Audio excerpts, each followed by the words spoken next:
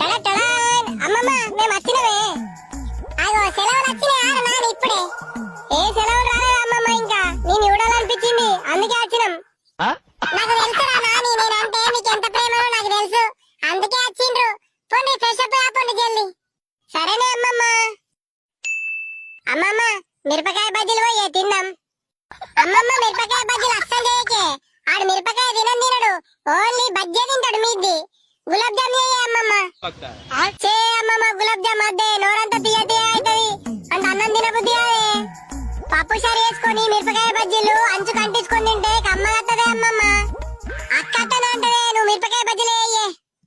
అరే రెండు చేస్తారా మీరు? లొల్లి వాళ్ళకుంటారా కొంచెం? అమ్మమ్మ ఒక 10 రూపాయలు కొనుకొచ్చుకుంటా.